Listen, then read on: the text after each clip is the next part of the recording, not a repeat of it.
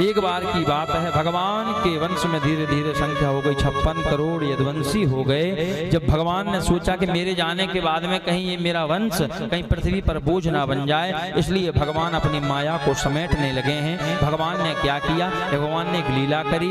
ये भगवान के जो नाती पोता थे ना, इनने भगवान कुछ संत महात्माओं का अपमान कर दिया। और कभी भी किसी संत का, किसी महात्मा का, किसी ब्राह्मण का प्रयास करना कि हमसे कभी भी अपमान ना हो, किसी भी संत का, किसी भी ब्राह्मण का। क्यों? क्योंकि भगवान संत और ब्राह्मणों से बड़ा प्रेम करते हैं। भी अपमान नहीं करना चाहिए इस ब्राह्मण और संतों का। संतों का अपमान कर दिया भगवान के पुत्र पौत्रों ने। संतों ने श्राप दे दिया, बोले जाओ तुम्हें श्राप देते हैं, तुम सभी यदुवंशियों का विनाश हो जाएगा। एक दिन की बात, भगवान अपनी लीला समेटने लगे। एक दिन की बात, समुद्र पे जाकर के सभी समुद्र के तट पर सभी यदुवंशियों का आपस में युद्ध करने लगे। लड़ाई हो गई और एक संतों के श्राप से एक घास उत्पन्न हुई थी, एर का नाम की घास। उस एर का नाम की घास उठा करके एक दूसरे को मारने लगे। उसकी धार इतनी तीक्ष्ण थी कि एक बार अगर मार दो तो सर धड़ से अलग हो जाए, शरीर ही कट जाए। आपस में सब यदुवंशी लड़ने लगे। जब लड़ने लगे तो कृष्ण बलराम ने बहुत रोकने का प्रयास किया, रुक जाओ भैया रुक जाओ, लेकिन भगवान की लीला थी। भगवान ने सोचा मेरा जो वंश है वो बोझ ना बन जाए, इसलिए मेरे जाने से पहले मैं इनको लेता चलूं। भगवान ने बचाया।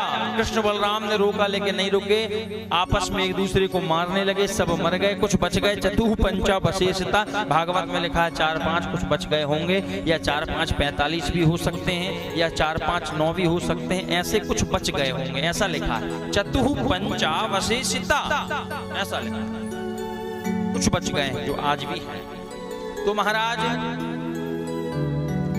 सब यदुवंशी मारे गए।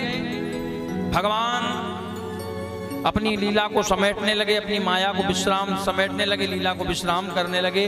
बलराम जी ने प्रणाम किया, बोले गोविंद अब मैं भी जा रहा हूँ अपने स्थान पर। बलराम जी ने शेष अवतार, जो बलराम जी हैं उन्होंने शेष का रूप बनाया और क्षीर सागर में चले गए। बोलिए बलराम जी महाराज की। भगवान भी जाने की तैयारी करने लगे। उद्धव को पता चला भगवान जा रहे हैं अपने धाम। उद्धव चरणों में गिर गया, गोविंद मेरा क्या होगा, मैं आपके बिना नहीं रह सकता। भगवान ने उद्धव को दिव्य ज्ञानोपदेश दिया है।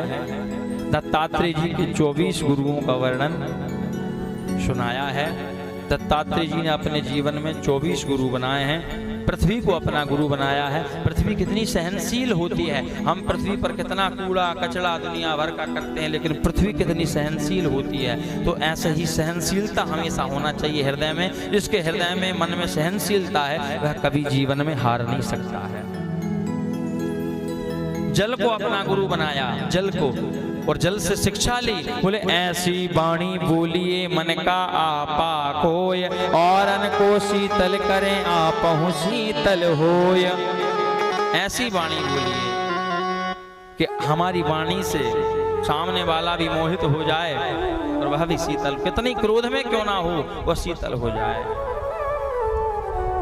ऐसे 24 गुरुओं का वर्णन दत्तात्रेय जी ने अपने जीवन में 24 गुरु बनाया। भगवान ने वर्णन किया उद्धव को।